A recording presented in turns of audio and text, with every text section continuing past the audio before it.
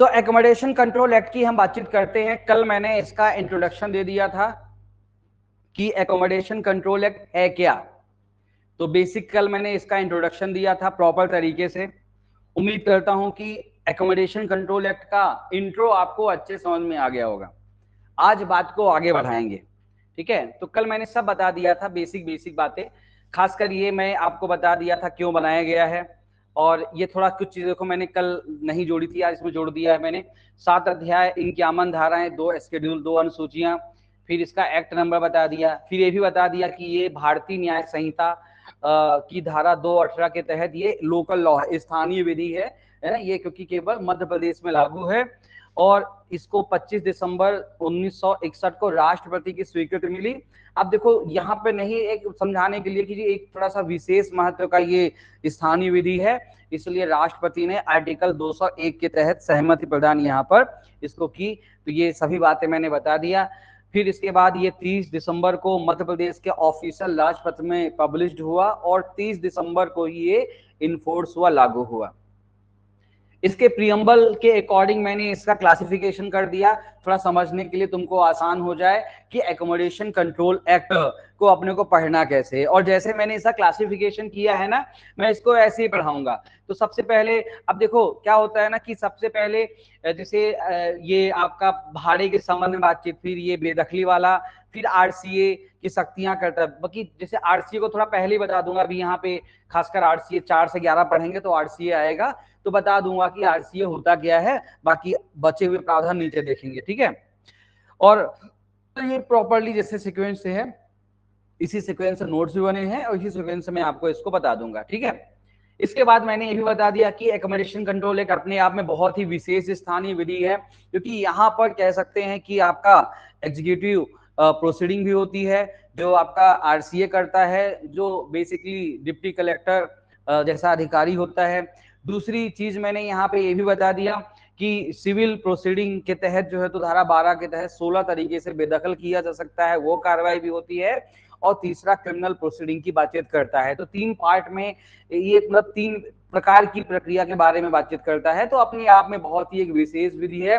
Nature की बातचीत की, इसकी प्रकृति कैसी है, तो इसकी प्रकृति सिविल भी है, इसकी प्रकृति क्रिमिनल भी है, और इसकी प्रकृति जो है तो एडमिनिस्ट्रेटिव यानी प्रशासनिक, सिविल, क्रिमिनल तीनों प्रकृति का ये एक्ट है, ध्यान में रखना। इमीडिएट रिलीफ की बातचीत भी करता है, सिविल लंबी प्रक्रिया की बातचीत भी करता है, और दंड देने की भी बातचीत ये करता है। तो ये एकोमोडेशन कंट्रोल एक्ट इस प्रकार से आपका यहाँ पर मैंने बता दिया है। बाद में ये भी बता दिया कि ये सब्सटेंटिव सारभूत विधि भी है और प्रोसीजरल विधि है, यानी कि प्रक्रिया भी बताता है, और अधिकार और दायित्व को भी जो है तो ये डिफाइन करता है। जितनी भी विशेषता इस एक्ट की थी वो मैंने सब कुछ जो है तो यहाँ पे बता दिया, इस पर्टिकुलर यहाँ तक लास्ट सेशन में मैंने बताया था। अब बात को हम आगे बढ़ाएंगे, प्रारंभिक पे आते हैं। प्रारंभिक यानी कि प्रिलिमिनरी प्रोविजन सेक्शन 1 से लेकर के 3 तक जो है तो आपके प्रारंभिक प्रावधानों को, प्रिलिमिनरी प्रोविजंस को यहाँ पर बताया गया है, ध्यान में रखिएगा। तो इसका डेफिनेशन क्लॉज, प्रियम्बल, नवंबर, शुरुआत की सभी कहानी मैंने बता दी, ठीक है। जूली और सोना आप लोग जुड़े हैं तो आप लोग को मेरी आवाज तो क्लियर आ रही है, वैसे यहाँ से नेटवर्क का इश्यूज नहीं है। प्रियंका को लगता है नेटवर्क का इशू आ रहा है, बार बार अंदर बाहर हो रही है। बाकी आप लोग हाँ ठीक है, धन्यवाद। नहीं यहाँ पे नेटवर्क का इशू नहीं है, पर मैं एक बार कंफर्म कर लूँ, है ना। चलिए बाकी इधर चलो तुम ठीक, ओके, धन्यवाद। तो यहाँ पे आते हैं सेक्शन 1 पे। तो सेक्शन 1 देखोगे तो मोटे मोटे तौर पर 2-3 बातें बोलता है। पहला चीज की इसका नाम क्या है, तो भाई साहब इसका नाम मध्य प्रदेश स्थान नियंत्रण अधिनियम है ना, एमपी एकोमोडेशन कंट्रोल एक्ट। कोई दिक्कत नहीं, एक कहानी हो गई, सिंपल सा है, नाम तो याद रहेगा ना, एमपी एकोमोडेशन कंट्रोल एक्ट, है ना। दूसरा है कि इसका विस्तार कहाँ पे है, संपूर्ण मध्य प्रदेश में इसका विस्तार होगा। कई बार चीजें पढ़ते पढ़ते बच्चे इतने खो जाते हैं कि जो एक बार शुरुआती क्लास में जब एकोमोडेशन पढ़ा रहा था ऐसी, तो ऐसे बोला मैंने संपूर्ण मध्य प्रदेश में विस्तार है। बोले सर जम्मू कश्मीर में नहीं लागू होगा क्या है, मतलब जम्मू कश्मीर में लागू होगा, ऐसे पूछता है जम्मू कश्मीर में लागू होगा। मैंने कहा हाँ भैया जम्मू कश्मीर में लागू होगा। संपूर्ण का मतलब क्या होता है, संपूर्ण, ठीक है ना। तो आदमी खो जाता है, संपूर्ण भारत, संपूर्ण को लगता है ये संपूर्ण भारत ही है, एमपी हमारा संपूर्ण भारत है। चलिए, तो कई बार ऐसा गलती, ऐसे हंसी मजाक वाली गलतियां हो जाती हैं। तो संपूर्ण मध्य प्रदेश में इसका विस्तार है, ध्यान में रखिएगा, ठीक है। और तीसरी कहानी कि ये कहां पे लागू होगा, तो प्रथम अनुसूची में विनिर्दिष्ट क्षेत्र, ये ध्यान रखना है, ये एक बार एमसीक्यू बना था। तो फर्स्ट शेड्यूल, इसकी प्रथम अनुसूची देखोगे, एक बार पहली अनुसूची थोड़ा सा पन्ने पलटा लोगे तो कोई दिक्कत नहीं रहेगा। प्रथम अनुसूची देखोगे तो वहां पर आप देखोगे कि बहुत सारी जो है तो वहां पर नंबर दिए हैं। तो वहां पे अब चूंकि ये शेड्यूल पढ़ने का कोई मतलब नहीं है, क्योंकि समझना एमपी एकोमोडेशन कंट्रोल एक्ट में ये जो सूची पढ़ोगे ना, ये इसमें आप देखोगे 43 जिले बताए गए। कितने जिले बताए गए? 43 जिले, पहली चीज। दूसरी चीज, इसको यदि आप इस सूची को पढ़ोगे तो इसमें आपको बिलासपुर संभाग, रायपुर संभाग सब कुछ मिलेगा, जबकि अभी हमको पता है कि छत्तीसगढ़ अलग हो चुका है, ठीक है। और अभी एमपी की ही बातचीत करें तो मध्य प्रदेश में छत्तीसगढ़ अलग होने के बावजूद भी जो अभी कितने जिले हो गए हैं? 53 जिले हो गए हैं। तो इसलिए अभी वो अनुसूची किसी काम की नहीं है। केवल तो आपको केवल ये पढ़ना है कि फर्स्ट जो शेड्यूल है, प्रथम अनुसूची है, उसमें विनिर्दिष्ट क्षेत्र। तो अब ऐसा तो है नहीं कोई नया क्षेत्र निकला है, उन्हीं के अंदर, मतलब वही है कि एक जिले को 2 जिले बना दिया है। तो इस तरह से ही इसको यहाँ पे बताया गया है। तो इसलिए ये बहुत ज्यादा इसका इतना पर ध्यान रखना, इसके अलावा ये कुछ भी नहीं है, ठीक है। अब आते हैं इसकी डेफिनेशन क्लॉज में, ये महत्वपूर्ण चीजें हैं डेफिनेशन क्लॉज। तो अब डेफिनेशन क्लॉज अच्छे तरीके से समझते हैं। पहली परिभाषा, चूंकि इस एक्ट का नाम है एकोमोडेशन कंट्रोल एक्ट, तो यानी कि एकोमोडेशन को सबसे पहले पढ़ना है। तो जब आप सभी छोटे छोटे बच्चे थे तो पढ़ते थे ए फॉर एप्पल, लेकिन अब आप लोग लॉ के विद्यार्थी हो, अब आप लोग को पढ़ना पड़ेगा ए फॉर एकोमोडेशन, ठीक है। तो ऐसे याद रहेगा कि 2A में आपका एकोमोडेशन बताया गया है। तो ए फॉर एप्पल से ए फॉर एकोमोडेशन का सफर हमने तय कर लिया है, इसकी आपको बहुत बहुत बधाई हो। तो पहली बात तो 2A में स्थान, हिंदी में स्थान और इंग्लिश में एकोमोडेशन शब्द यूज किया गया है, ठीक है। तो ए फॉर एकोमोडेशन यहां पे ध्यान रखना। अब एकोमोडेशन का मतलब ये क्या कहता है? तो एकोमोडेशन का मतलब यहां पे कहता है कि कोई भवन या भवन का भाग, बिल्डिंग या पार्ट ऑफ बिल्डिंग, ठीक है, जो रेजिडेंशियल या नॉन रेजिडेंशियल, तो मैंने थोड़ा सा निवास या व्यापार लिख दिया, तो रेजिडेंशियल या नॉन रेजिडेंशियल, यानी कि रेजिडेंशियल और बिजनेस पर्पस। तो नॉन रेजिडेंशियल मतलब कि या तो मकान होगा या तो दुकान होगा। तो कोई भी भवन या भवन का भाग, या तो पूरी आपने किसी को बिल्डिंग दे दी दुकान चलाने के लिए या किराए से रहने के लिए, या कई बार आपने क्या किया कि भाई आपके पास 4 दुकानें थी, एक दुकानें थी। तो भवन या भवन का भाग, ठीक है ना, भवन या भवन का भाग जो है, तो है ना, मकान भी जैसे आपने कोई घर में रह रहे हो तो एक कमरा किराए से दे दिया, पूरा घर किराए से दे दिया, भवन दे दिया, एक कमरा किराए से दे दिया उसका भाग, ठीक है। तो भवन या भवन का भाग आपने निवास या व्यापार के लिए दिया है, ठीक है। अब इसके अंतर्गत और क्या शामिल होगा एकोमोडेशन में? तो इसमें जो है तो आपका वहां पे यदि कोई उद्यान, देखो जैसे यहाँ पे फोटो है, तो जैसे सामने ये गार्डन बना हुआ है ना, सामने गार्डन बना हुआ है, ये पार्ट ऑफ एकोमोडेशन होगा। मैदान, सामने कोई ऐसा मैदान है, ये भी पार्ट ऑफ एकोमोडेशन होगा। गराज, ये यहाँ पे देखो गराज बना हुआ है, तो गराज पार्ट ऑफ एकोमोडेशन होगा। उपग्रह, आउट हाउस, बड़े बड़े जो बंगले होते हैं वहां पे कई जगह से ऐसे आउट हाउस, अलग से छोटे छोटे क्वार्टर्स बने रहते हैं नौकर सर्वेंट वगैरह रहने के लिए, तो आउट हाउस है ना, तो ऐसे कुछ बना हुआ है, तो वो भी जो है तो पार्ट ऑफ एकोमोडेशन यहाँ पे कहलाएगा। तो उपग्रह, आउट हाउस।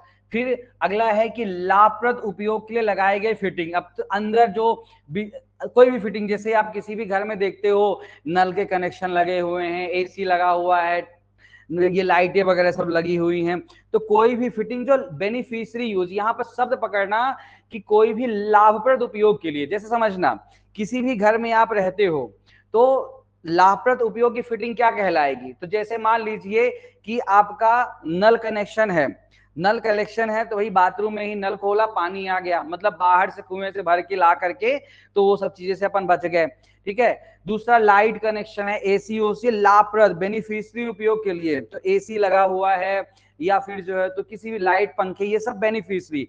लेकिन मान लो मैं झूमर लगा दूं तो क्या उससे कोई फर्क पड़ेगा?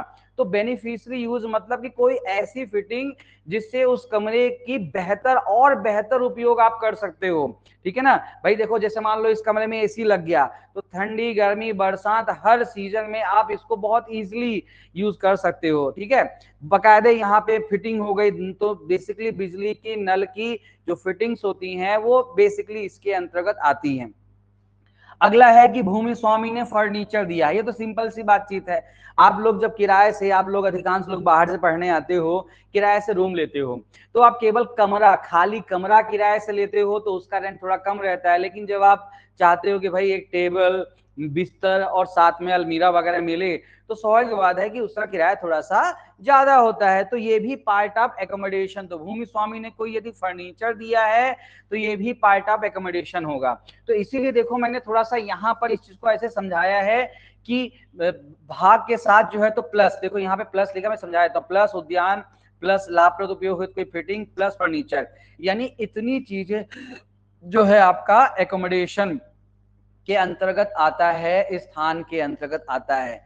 लेकिन स्थान के अंतर्गत क्या नहीं आता है, तो जैसे मान लो कोई मकान है, उस मकान के साथ कोई खेत लगा हुआ है, खेत, तो ये एकोमोडेशन के तहत जो है तो नहीं आता है। तो भूमि जिसमें खेती के लिए उपयोग किया जा रहा है, तो इसलिए देखो यहाँ पे माइनस लिखा है, तो ये यहाँ पर माइनस, तो ये सब प्लस हो जाएंगे। और यदि कोई खेत है, ठीक है, कोई खेत है, तो वो एकोमोडेशन के अंतर्गत नहीं आता है। बैरेट में उसको पहले लिखा है, मैंने यहाँ पे नोट्स में नीचे, क्योंकि वो बाद में उसको बता दिया। तो कोई कृषि, एग्रीकल्चर लैंड, ध्यान रखना एग्रीकल्चर लैंड, तो भूमि खेती के लिए, कृषि के लिए उपयोग की जा रही है। तो यहाँ पर कृषि भूमि, कृषि भूमि जो है वो आपका स्थान की परिभाषा में नहीं आती है। Agriculture land not include the definition of accommodation according to 2A MP accommodation control act. Okay, clear हो गया अच्छी तरीके से। तो एकोमोडेशन के अंतर्गत अब एक बार फटाफट रिवीजन कर लो, क्या आता है, भवन, भवन का भाग, चाहे नैवासिक या अनैवासिक प्रयोजन के लिए उपयोग किया जाए। और क्या आता है उसके अंतर्गत, कोई उद्यान, कोई भी मैदान, कोई भी आउट हाउस है ना, या गराज, उसके अंतर्गत आता है। और क्या आता है, कोई फिटिंग जो लाभप्रद उपयोग के लिए होती हैं। और क्या आता है, भूमि स्वामी द्वारा दिया गया कोई फर्नीचर। कोई दिक्कत, याद हो गया, ठीक है। क्या नहीं आता है, एग्रीकल्चर भूमि नहीं आती है। और कहां बताया गया है, accommodation, A for accommodation, 2A में एकोमोडेशन को डिफाइन किया गया है। याद हो गया, अब तो भूलोगे नहीं, एक आध बार और पढ़ लेना, आपको याद हो जाएगा। चलिए अब आते हैं अगली कहानी। अब आते हैं भैया भूमि स्वामी। भूमि स्वामी कौन होगा, अब देखो समझना, जनरली जब हम लोग भूमि स्वामी की बातचीत करते हैं तो हमारे दिमाग में आता है कि भूमि स्वामी वो जो भूमि का स्वामी हो। लेकिन ये कहता है कि नहीं, इसमें जनरली भूमि स्वामी का मतलब ये कहता है कि जो व्यक्ति किराया वसूल कर सकता है। आप एक सिंपल सा लिख लो कि हर वो व्यक्ति जो किराया वसूल कर सकता है, एनी पर्सन, ठीक है ना, may receive the any rent that call bhumi swami. तो जनरली यहाँ पर लैंड लॉर्ड, आप देखो मैंने इसको थोड़ा सा ऐसे बताया है कि 2B में जो है तो आपका भूमि स्वामी बताया है ना, लैंड लॉर्ड मैंने इसको लिखा है। अब देखो कि बी में बताया गया है लैंडलॉर्ड, तो मैंने LLB है ना, तो LLB, तो आप भैया चलो करवाते हैं LLB। तो LLB यानी कि लैंडलॉर्ड को बताया गया है बी में। तो थोड़ा ऐसे एक ट्रिक लगाया मैंने याद करने के लिए, बाकी वैसे ठीक है, आप 2-4 बार ऐसे पढ़ लोगे तो याद हो जाएगा। तो आपका बी में बताया गया है लैंडलॉर्ड, भूमि स्वामी। अब आप भूमि स्वामी की परिभाषा देखो तो क्या कहता है, मैंने इसको एक प्रॉपर तरीके से इसको पॉइंट वाइज कर दिया है, आपके बैरेट में ही जो लिखा है उसको पॉइंट वाइज कर दिया है। तो देखो यहाँ पे क्या कहता है कि जो व्यक्ति किराया स्वयं के लिए, स्वयं, भाई मैंने किसी को किराया से दे दिया अपना कोई मकान, तो मैं स्वयं के लिए किराया प्राप्त कर रहा हूं, मैं भूमि स्वामी। तो मैं स्वयं के लिए किराया प्राप्त कर रहा हूं, ठीक है, मैं भूमि स्वामी। तो कोई व्यक्ति स्वयं के लिए किराया प्राप्त कर रहा है या अन्य के लेके फायदे के लिए, जैसे मान लो मैंने अपने किसी मित्र को बोल दिया कि भाई वो किराया से मैंने दे रखा है, मैं भोपाल में रहता हूँ, तू जाके किराया वसूल कर लिया कर, डाल दिया कर मेरे अकाउंट में। वैसे आजकल तो सब ऑनलाइन ही हो जाता है, पहले चूंकि पुराना एकोमोडेशन है तो पहले किसी को लगा दिया, एक किसी को अपॉइंट कर दिया, ठीक है, कि भाई एक जैसे पहले होता था कि किसी को अपॉइंट कर दिया मैनेजर को कि आपका काम क्या है कि भाई जाकर सबसे किराया वसूल करना। तो जो किराया वसूल करने आ रहा है किसी और की तरफ से, वह भी इस परिभाषा में क्या माना जाएगा, लैंडलॉर्ड कहलाएगा, भूमि स्वामी कहलाएगा। तो दूसरा, तीसरा जो है तो आगे कहता है कि कोई न्यासी, अब जैसे मान लो वही कोई संपत्ति मैंने न्यस्त कर दी, मैंने संपत्ति अपनी न्यस्त कर दी, एक न्यासी, तो न्यासी किराया वसूल कर रहा है, वो भूमि स्वामी। कोई संरक्षक गार्जियन, किसी संपत्ति पर न्यायालय कोई गार्जियन या रिसीवर, तो ये न्यायालय, रिसीवर, न्यायालय ने रिसीवर नियुक्त कर दिया। भाई जैसे मान लो कि एक मकान है, अब उस मकान के मेरे और मेरे भाई में विवाद चल रहा है, मैं कह रहा हूँ मेरा मकान है, मेरा भाई कह रहा है मेरा मकान है, और मकान में कुछ किराएदार रहते हैं, तो विवाद के दौरान जो है तो उस किराए को लेकर विवाद चल रहा है, ठीक है, हम लोग कह रहे हैं कि मैं इतना किराया लूंगा, भाई कह रहे इतना किराया लेगा, तो फिर यहाँ पे हम लोग का मामला कोर्ट में चला गया। जब मामला कोर्ट में चला गया तो न्यायालय ने क्या कहा कि भाई ठीक है, जब तक तुम्हारा विवाद है तो तुम्हारा किराया कौन वसूल करेगा, रिसीवर करेगा। तो रिसीवर जब तक किराया वसूल कर रहा है विवादित मकान का, तब तक वो क्या है, लैंडलॉर्ड है, भूमि स्वामी है। कोई संरक्षक, भाई मकान जैसे मान लो मैं विदेश चला गया, मैंने एक गार्जियन अपॉइंट कर दिया भाई मेरे मकान की संरक्षा करना, तो वो किराया वसूल कर रहा है, वो क्या है, वो भूमि स्वामी है। न्यासी तो समझ में आता है, न्यास बना दिया, ट्रस्टी एक न्यासी बिठा दिया, वो न्यासी जो है तो न्यास संपत्ति से किराया वसूल कर रहा है, वो क्या है, वो आपका भूमि स्वामी है। क्लियर कहानी। तो पहला तो है स्वयं के लिए या अन्य के फायदे, लेखे या फायदे के लिए, और तीसरा न्यासी संरक्षक रिसीवर की हैसियत से प्राप्त कर रहा है। और अगला है किराया अंतरती प्राप्त कर रहा है। अंतरती, अब देखो जैसे मान लो कि एक मकान है, ठीक है, एक मकान है, उस मकान पे मान लो भाग्यश्री किराए से रह रही है, मकान पहले मेरा था और बाद में मैंने मकान को दीपा को सेल कर दिया, तो अब मैं अंतरक हुआ, ट्रांसफरर, और ये हुई अंतरती, ट्रांसफररी। तो अब जो किराया मुझसे वसूल करना था, अब कौन वसूल करेंगे, दीपा। तो दीपा क्या हुई, भूमि स्वामी। तो जो अंतरती है, लास्ट में देखो लास्ट पॉइंट कहता है ना कि अब प्रत्येक व्यक्ति जो है तो जो अभिधारी ना होते हुए भूमि पर हक प्राप्त करे। तो भूमि को कौन हक प्राप्त करता है, यदि पहले मकान मेरा था, समझना मकान मेरा था, इस पे जो है तो भाग से किराया से रही थी, तो भाग से किराया मुझे दे रही थी, लेकिन जैसे ही मकान मैंने आपको बेच दिया तो अब आप उस स्वामी हो गई ना, यानी हक आपको मिल गया, आप अंतरती हो गई। तो अब किराया किसको मिलेगा, आपको। तो भूमि स्वामी कौन हो गया, आप हो गई, दीपा हो गई। भाई इतनी सी बातचीत है। तो यहाँ पर उसको मैं सिंपल सा अंतरती के हक से, तो अंतरती देखो बोलोगे सब अंतरती कहाँ लिखा है, देखो बैलेट में कि प्रत्येक ऐसा व्यक्ति जो अविधारित समय पर भूमि को हक प्राप्त करे। तो हक प्राप्त कौन करता है, अंतरती प्राप्त करता है। कौन प्राप्त करता है, अंतरती प्राप्त करता है। ये बात यहाँ पे ध्यान में रखिएगा। तो वो भी भूमि स्वामी कहलाएगा। तो 4 लोग वहां पर निकल के आते हैं, चारों को जो है तो मैंने यहाँ पे प्रॉपर तरीके से आपको बता दिया है। समझ में आ गया। तो भूमि स्वामी के अंतर्गत कोई व्यक्ति जो स्वयं के लिए किराया वसूल करता है वो भूमि स्वामी, किसी अन्य के फायदे के लिए करता है भूमि स्वामी, न्यासी संरक्षक रिसीवर की हैसियत से करता है तो भूमि स्वामी, और अंतरिकी के हक से भूमि किराया प्राप्त करे या प्राप्त करने का हकदार हो तो वो कहलाएगा लैंडलॉर्ड, जिसको बताया गया है 2B में। याद रहेगा, क्लियर। अगली कहानी है 2C, lawful increase. Lawful increase LIC, तो लॉफुल इंक्रीज को बताया गया है C में, ठीक है, थोड़ा समझने के लिए ऐसे लॉफुल ऐसे याद हो जाएगा। तो लॉफुल इंक्रीज, अब देखो ये चीज पढ़ेंगे आगे, धारा 8 के तहत 10% तक की वृद्धि की जाना। अभी क्या होता है इसको पढ़ेंगे कि लॉफुल इंक्रीज, तो समझना जैसे आप लोग देखते हो ना कि कोई भी मकान किराए से लेते हो तो हर साल मकान मालिक कहता है कि हम इंक्रीज कर सकते हैं, किराया बढ़ जाएगा। तो वो इंक्रीज ऐसे नहीं कर सकता, लॉफुल इंक्रीज होती है ना। वो बात अलग है कि प्रैक्टिकली उस तरह से नहीं होता, समय के साथ किराया बढ़ता ही है। तो जो समय के साथ किराया बढ़ता है ना, तो कितना बढ़ सकता है, मैक्सिमम 10%, मतलब बाकी ये जरूरी नहीं कि 10% ही बढ़ेगा। जितना भी मकान मालिक किराएदार के बीच में कॉन्ट्रैक्ट होता है, कहीं 5%, 6%, 10% ज्यादा नहीं बढ़ेगा।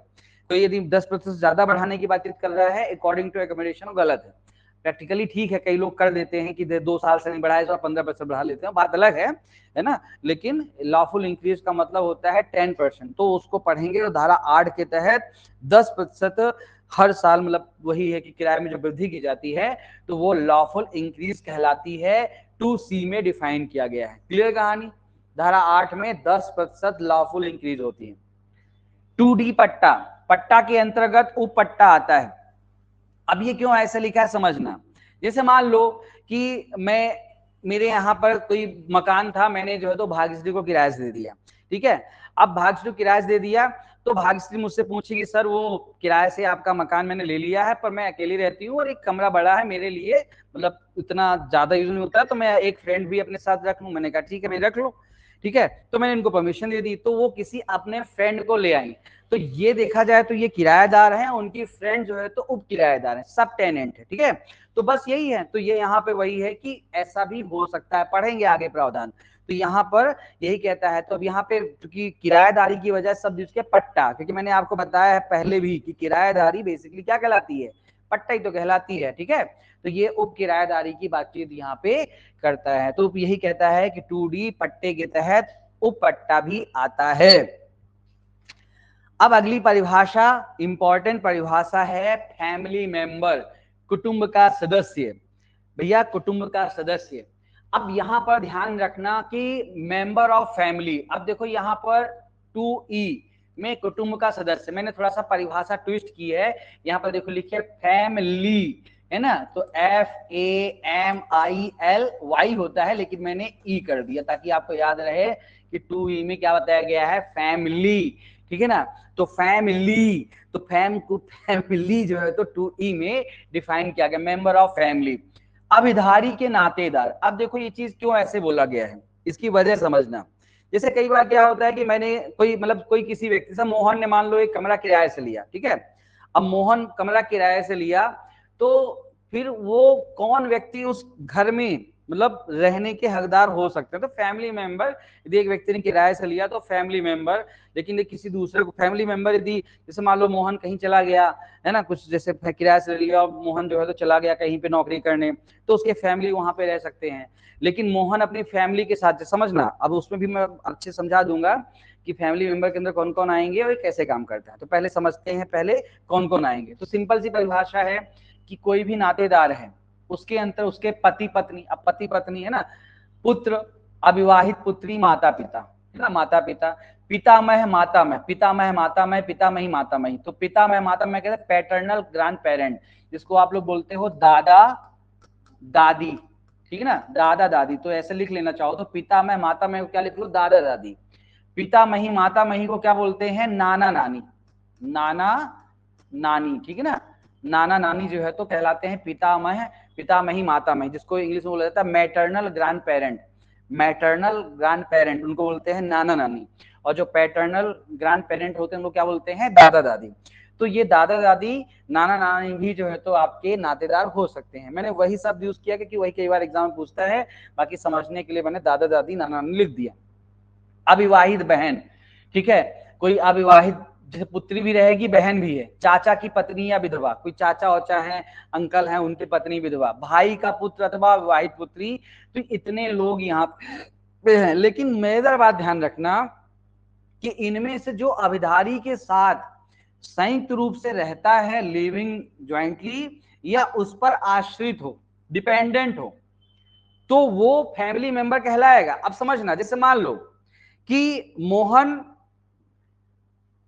उसके साथ उसकी पत्नी उसका बेटा सोहन रहते हैं, ठीक है।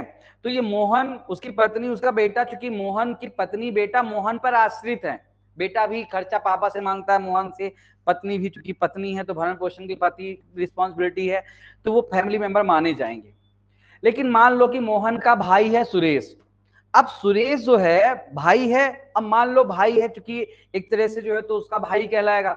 तो यदि वो भी उस पर आश्रित है मोहन पर, मतलब भाई भी जो है तो मोहन पर आश्रित है, या भाई भी साथ में रहता है, भले जैसे आश्रित होने का मतलब या तो खर्चे लेता है या तो साथ में रहता है। जब पहली बार जब किराए से मकान लेने गए थे तब मोहन ने बताया कि मैं और सुरेश और मेरी फैमिली यहाँ पे रहेंगे। भले मोहन अलग जॉब कर रहा है, सुरेश अलग जॉब कर रहा है, लेकिन भाई भाई भाई हैं तो साथ में रहेंगे, ठीक है। लेकिन मान लो कि मोहन गया कोई मकान लेने की, तो कौन यहाँ पे रहेगा, मैं, मेरी पत्नी और मेरे बच्चे रहेंगे, अच्छा ठीक है। और सुरेश भी उस शहर में रहता है, लेकिन सुरेश अलग से जहां पे नौकरी करता था वहीं रूम लेके रह रहा है। इसी बीच मोहन रूम छोड़ के जा रहा है, तो उसने अब सुरेश को रूम दे दिया कि भाई सुरेश तू यहाँ पे रूम मेरा, मैं छोड़ के जा रहा हूँ। तो क्या मोहन ऐसा कर सकता है? तो इसका उत्तर नहीं, क्योंकि देखो समझना, वो फैमिली मेंबर है लेकिन वो साथ में नहीं रहता है। तो यदि मोहन उस कमरे को छोड़ के जा रहा है तो अगला किराएदार कौन हो गया? मकान मालिक तय करेगा, किराएदार तय नहीं करेगा कि अपनी जगह बोल देगा तो फैमिली मेंबर ही है ना। ऐसे तो कोई भी हो कि भाई गांव से एक आदमी बुला लो, ये मेरा दूर का चाचा है या वही इसी रिश्ते में कोई आ जाएगा, है मेरे माता पिता यहीं रहेंगे, मैं जा रहा हूँ। तो आप ऐसा, जो जब किराएदारी की बातचीत हुई थी उस समय जो फैमिली के मेंबर है, ये मैं क्यों समझा रहा हूँ, ये आगे चल के जजमेंट वगैरह में काम आता है, बाकी तो इतनी दिक्कत वाली बातचीत नहीं है। तो कुल मिलाकर के इसमें ध्यान रखना कि इतने लोग फैमिली मेंबर हो सकते हैं और साथ में ये इनमें से कोई भी व्यक्ति संयुक्त रूप से साथ में रहते हो या उस व्यक्ति पर यानी कि अभिधारी जो किराएदार है उस पर क्या हो? आश्रित हो। तो किराएदार के साथ रहते हो या किराएदार पर आश्रित हो तो वो फैमिली मेंबर माने जाएंगे। ये बात यहाँ पे ध्यान में रखिएगा। तो ये रही फैमिली। क्लियर कहानी? ओके। अगली परिभाषा है 2F, सिंपल सा है, आरसीए पढ़ेंगे, रेंट कंट्रोल अथॉरिटी, शार्ट में आरसीए बोला जाता है। धारा 28 के तहत नियुक्त अधिकारी, बता दूंगा मैं यहीं पे थोड़ा सा बता देता हूं कि धारा 28, क्योंकि ये आरसी अभी आगे काम आएगा। तो धारा 28 के तहत जो कलेक्टर होता है किसी जिले का जो कलेक्टर होता है, तो कलेक्टर जो है तो क्या करता है कि डिप्टी कलेक्टर द्वारा जो है तो कलेक्टर जो है तो डिप्टी कलेक्टर, ठीक है ना, कलेक्टर को आरसीए, ठीक है ना, तो कलेक्टर डिप्टी कलेक्टर को आरसीए, तो कलेक्टर जिले में, किसी जिले में, ठीक है, कलेक्टर जिले में डिप्टी कलेक्टर को क्या बना देता है? आरसीए नियुक्त करेगा, ठीक है ना, नियुक्त करेगा। चाहो तो आप इतना ऐसा थोड़ा सा लिख लो, बस हो गया। तो ये धारा 28 में बेसिकली, बाकी डिटेल से उधर पढ़ेंगे। तो धारा 28 के तहत जो कलेक्टर होता है किसी जिले का, वो जिले में, अब ध्यान रखना कि जैसे जिला छोटा है तो एक आरसीए, जिला बड़ा है तो जितने आवश्यक पड़े उतने आरसीए कलेक्टर नियुक्त कर सकता है। आरसीए कौन बनेगा? डिप्टी कलेक्टर, या मतलब डिप्टी कलेक्टर के पद का अधिकारी। देख लोगे धारा 28 में वही कहता है कि डिप्टी कलेक्टर के पद का अधिकारी जो है तो यहाँ पर आपका रेंट कंट्रोल अथॉरिटी बनेगा। देखो वहां पे डिप्टी कलेक्टर की अनिम्न पद श्रेणी, मतलब डिप्टी कलेक्टर या उसके ऊपर का रहेगा लेकिन नीचे का नहीं रहेगा, ठीक है। तो डिप्टी कलेक्टर या उसके, तो जनरली डिप्टी कलेक्टर, यही एमसीक्यू बनता है। तो ये यहाँ पे ध्यान रखना, ये बनता है आपका रेंट कंट्रोल अथॉरिटी आरसीए, ठीक है। अगली परिभाषा यहां पर है आपका निरसित अधिनियम। निरसित अधिनियम यानी कि रिपील एक्ट। तो ये थोड़ा सा ध्यान रखना, 2G धारा 51 के अधीन पहले, क्योंकि ये आपका 1961 का एक्ट है, इसके पहले Madhya Pradesh accommodation control act 1955 चलता था, ठीक है। तो उसको रिपील कर दिया गया और आपका ये नया एक्ट बना। तो ये चीज यहाँ पे ध्यान रखना प्रॉपर तरीके से, ठीक है। तो ये चीज आपका पर्टिकुलर क्लॉज। अगला है मानक भाड़ा, स्टैंडर्ड रेंट। अब मानक भाड़ा, तो अभी इसको हम अच्छे से आगे पढ़ेंगे, धारा 7, 8 तो और अच्छे से क्लियर हो जाएगा। अभी केवल स्टैंडर्ड रेंट का मतलब यही समझना, धारा 7 के तहत तय किया गया भाड़ा, तो any standard rent fix under section 7, और धारा 8 के तहत बढ़ाया गया इंक्रीज रेंट अंडर सेक्शन 8। तो धारा 7 के तहत तय किया गया फिक्स कोई भी रेंट, या धारा 8 के तहत कोई भी रेंट इंक्रीज किया गया है, बढ़ाया गया है, वो मानक भाड़ा की डेफिनेशन में, स्टैंडर्ड रेंट की डेफिनेशन में आएगा। ये आपका 2H यहाँ पे कहता है, ध्यान में रखिएगा। क्लियर कहानी? अगला लास्ट डेफिनेशन है अभिधारी, किराएदार। अभिधारी मतलब जिसको आप बोलते हो किराएदार। तो कौन होगा किराएदार? तो भाई साहब सिंपल सा, कौन होगा? जो स्वयं या किसी की ओर से किराया देता हो वो किराएदार कहलाएगा, स्वयं या किसी की ओर से। अब जैसे मान लो कि मैं कहीं पर किराए से कोई मकान लेके रहा और मैं नौकरी करता हूं, स्वयं किराया दे रहा हूं, तो मैं किराएदार। आप लोग जैसे कि बाहर से आके पढ़ते हो तो आप अपना किराया खुद थोड़ी देते हो, आप किराया कौन देता है? आपके माता पिता। मान लो जो भी बाहर से यहाँ पे रूम लेके रहता है तो उसके किराया कौन देता है? माता पिता देते हैं। तो माता पिता क्या कहलाएंगे? किराएदार।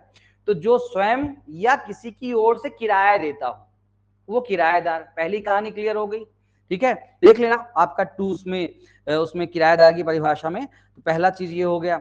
दूसरी चीज देखो, अगली चीज वहां पे पहला चीज कहते हैं स्वयं या किसी और की ओर से किराया देता है। दूसरा कि अव्यक्त या विवक्षित संविदा पर किराया देना हो। अभिव्यक्त या विवक्षित संविदा। अब देखो, अभिव्यक्त विवक्षित संविदा का मतलब ये होता है, जैसे आपने यदि मान लो किसी भी जगह गए और कोई जगह यूज किया, और वो जगह जैसे मान लो कि कोई सार्वजनिक धर्मशाला है, ठीक है ना, कोई सार्वजनिक धर्मशाला है, विनोद लेट हो गया, क्लास तो कंप्लीट होने वाली है?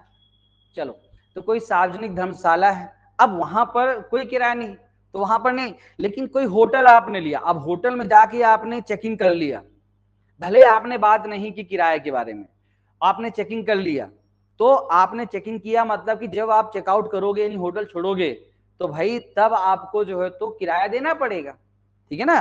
तो अभिव्यक्त विवक्षित का मतलब या तो आपने बता दिया, पूछ लिया, अभिव्यक्त मतलब बातचीत, पहले ही बातचीत कर ली, विवक्षित मतलब कि कोई भी ऐसा स्थान जो किराए के लिए ही है ना।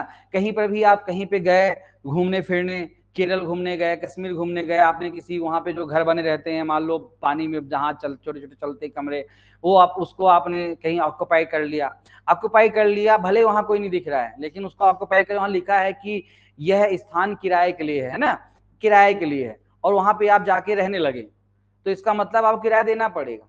क्लियर कहानी। जहां पर ये स्पष्ट रूप से लिखा है कि निःशुल्क, वहां पर नहीं, लेकिन जहां पर कोई भी ऐसा साइन बना हुआ है या कोई बैठा है बातचीत, तो बातचीत करके गए तो अभिव्यक्त, और ऐसा कोई बना हुआ है, कोई साइन बना हुआ है कि ये टू लेट, यानी कि कह सकते हैं कि ये किराए के लिए है, और उस पे जाके आप रहने लगे, तो वो क्या मान लिया जाएगा कि विवक्षित जो है तो उनके आपके बीच में मकान मालिक किराएदार के संबंध बन गए। ठीक है, अगला है जो उप किराएदार की दशा में किराया देता है। तो जो उप किराएदार होता है वह भी उप किराएदार वही, जैसे मैंने उदाहरण दिया कि भाग्यश्री, मान लो उनको मैंने अपना एक कमरा किराए से दिया, भाग्यश्री ने अपनी फ्रेंड दीपा को अपने साथ रख लिया, दीपा जो है तो उप किराएदार है, ठीक है। तो अब जैसे मान लो भाग्यश्री की पढ़ाई हो गई, भाग्यश्री जो है तो बोली मैं अपने घर जा रही हूँ, तो दीपा वहीं रह गई, तो अब दीपा क्या हो गई, किराएदार हो गई, तो उप किराएदार से दीपा क्या हो गई, जैसे भाग्यश्री चली गई, तो पहले भाग्यश्री किराएदार थी, उप किराएदार थी, अब जब मान लो भाग्यश्री चली गई तो दीपा जो है तो क्या हो गई, किराएदार हो गई, है ना। तो ये चीज यहाँ पे ध्यान रखना, तो वो किराएदार। अगली कहानी है कि किराएदार समाप्त हो गया। अब जैसे किराएदार समाप्त हो गया, है ना, किराएदार समाप्त हो गया, लेकिन उसके बावजूद भी किराया दे रहा है। जैसे एक समझना कि मान लीजिए कि कोई विद्यार्थी कहीं पे किराया लिया कि सर मुझे तैयारी करनी है कॉम्पिटिटिव एग्जाम की, का पेपर है साहब, वो 6 महीने बाद पेपर हो जाएगा, उसके बाद मैं चला जाऊंगा, तो 6 महीने के लिए किराए से जगह लिया, ठीक है, 6 मंथ के लिए लिया, तो मकान मालिक किराएदार में 6 महीने का एग्रीमेंट बन गया। अब 6 महीने समाप्त हो गया, स्टूडेंट ने कहा कि नहीं मेरी इच्छा, सोचता हूँ कि एक एग्जाम और दे लूं, तो कंटिन्यू रहा। अब देखो एग्रीमेंट 6 महीने में समाप्त हो गया, लेकिन फिर भी जो है तो वो व्यक्ति उसी कमरे में बना हुआ है, तो फिर उस समय तक जो मंथली रेंट दे रहा था वही आगे किराएदारी चलती रहेगी। यानी इसको ध्यान रखना, इसको कह सकते हो अतिधारण, अतिधारण कहलाता है, ओवर राइडिंग।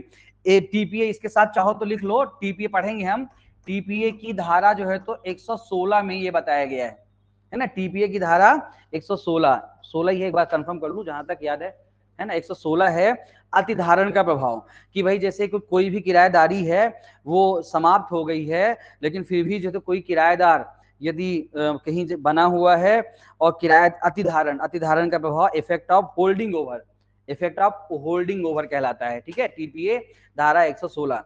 तो फिर ऐसी कंडीशन में वो किराया देता रहता है और मकान मालिक किराया लेता रहता है, तो मकान मालिक किराएदार बने रहेंगे। लेकिन परंतु किसका लास्ट कहता है कि जैसे मान लो कि एक किराएदार कोई था, वो न्यूसेंस करता था, तो मकान मालिक गया और उसके खिलाफ बेदखली का, इवेक्शन का ऑर्डर, न्यायालय ने कहा कि बेदखल करो भाई, इसको बाहर करो, ये न्यूसेंस करता है, तो न्यायालय ने बेदखली का आदेश, एविक्शन ऑर्डर जारी कर दिया, लेकिन उसके बावजूद भी वो बंदा उस कमरे में बना हुआ है, न जाएंगे। तो ध्यान रखना कि अब वो किराएदार नहीं है, वो क्या है, अतिचारी है, ट्रेसपासर है, वो क्या है, उसने ट्रेसपास किया है। तो यदि बेदखली का आदेश डिग्री के बाद भी कोई व्यक्ति किराए से, तो किराएदार नहीं कहलाएगा, वो कहलाएगा ट्रेसपासर, अतिचारी कहलाएगा। ये बात यहाँ पर ध्यान में रखिएगा। तो किराएदार से किराया वसूल किया जाएगा और अतिचारी से जो है तो प्रतिकर वसूल किया जाएगा, समय के बाद किराए के मकान पे कब्जा बनाए रखने के लिए। ये कहानी आपकी यहां पर कहती है। क्लियर कहानी? तो इस प्रकार से आपका एकोमोडेशन कंट्रोल एक्ट का जो डेफिनेशन क्लॉज है वो मैंने प्रॉपर तरीके से कंप्लीट कर दिया। तो 2A फॉर एकोमोडेशन, अच्छे से मैंने एकोमोडेशन बता दिया। इसके बाद जो है तो मैंने 2B में भूमि स्वामी लैंडलॉर्ड क्या होता है, लैंडलॉर्ड के अंतर्गत कितनी चीजें सब बता दिया। 2C में लॉफुल इंक्रीज क्या होता है, 2D में पट्टा, 2E में मेंबर ऑफ फैमिली क्या कैसे होता है, कौन जो साथ संयुक्त रूप से रहता है या जो डिपेंडेंट ऑन हिम उस पर आश्रित हो, भाड़ा नियंत्रक प्राधिकारी, कौन से अधिनियम को निश्चित किया गया है, मानक भाड़ा धारा 7 और 8 के तहत जो भाड़ा निर्धारित है या बढ़ाया गया है मानक भाड़ा, और कौन कहलाएगा टेनेंट आपका यहाँ पर। तो ये जैसे IT कर दिया तो आई में किसको था, टेनेंट को, तो IT। ये थोड़ा ऐसे तरीके हैं, ठीक है। वैसे आप मेरा मानना है कि 2-3 बार पढ़ लोगे ना तो ऐसे याद हो जाएगा। ये ट्रिक उतनी ज्यादा, मतलब ये ट्रिक जो है तो मैं मानता हूँ आलस्य काम है। यदि आप रिवीजन करोगे 3 बार 4 बार 5 बार ना तो ऐसे सब याद हो जाएगा, है ना। लॉ में ट्रिक काम नहीं करती, लॉ में जो है तो कॉन्सेप्ट काम करते हैं। कॉन्सेप्ट क्लियर करो, इंटरलिंक करते, आपका क्लिक ऐसा होना चाहिए, इंटरलिंक बनाते आना चाहिए। लॉ याद करने का नहीं, थोड़ा समझने का। वो ठीक है, थोड़ा सा जैसे ADP वगैरह में कहते हैं कि याद करवा लो। आजकल का क्या बच्चा सबसे ज्यादा दुखी होता है, याद नहीं होता। अब याद क्यों नहीं होता, मैं बार बार ये चीज कहता हूँ कि यार तुम रिवाइज नहीं करोगे तो तुमको याद कैसे होगा। ठीक है, तो पहले का जो अच्छा प्रोफेसर होता था ना, अभी भी जो अच्छे प्रोफेसर है ना कभी भी याद नहीं करवाते, वो कॉन्सेप्ट क्लियर करते हैं। याद करवाने काम है आपका। पर प्रॉब्लम ये है ना कि मतलब नाराज मत होना, मैं थोड़ा सा विद्यार्थियों की, क्योंकि तुम लोग तो भी डेमो लेने आते हो तो मेरी आलोचना करते हो टीचरों की, तो हम भी कर सकते हैं कि आपको पता ही नहीं है यार, तुम क्लास ढूंढते हो जो हमको याद करवाए और तुमको लगता है याद कर लेंगे जज बन जाएंगे। मुश्किल है भाई, जज तो नहीं बन सकते। हाँ ADPO गलती से बन जाओगे, याद कर लोगे चीजों को तो ADPO गलती से बन जाओगे, ठीक है ना। तो ठीक है, याद ठीक है, अपने को भी समय के साथ चीजें याद भी होनी चाहिए। तो मैं हमेशा कहता हूं कि आप जब नया चीज कोई पढ़ो, नियम बहुत सिंपल सा है, 3 दिन में रिवीजन करो। एकोमोडेशन पढ़ रहे हो ना, बिल्कुल आज जाते ही एक बार पढ़ लो घर में। मैं तो बहुत बड़ी बात नहीं करता हूँ यार, ठीक है जैसे पढ़ा रहा हूँ आप मेरे रिकॉर्डेड सेशन कम से कम 1-2 बार और देख लो, आपको काफी चीजें वैसे ही याद हो जाएंगी। मैं पढ़ाने के दौरान इतनी बार चीजों को रिवाइज कर देता हूँ यहीं पे ना कि काफी हद तक तो आपके दिमाग में यही चीजें बस जाएंगी। और 2-3 बार रिकॉर्डेड सेशन देख लो, सब याद हो जाएगा। याद करने की प्रॉब्लम बता देता हूँ, हर 15-20 दिन में एक बार सेशन को बस रिकॉर्ड कर लिया करो, तेज आवाज में सुन लिया करो, जहाँ पे होती है करके बोलता है सब। चलो ठीक है, बात समझ में आ गई, चलो।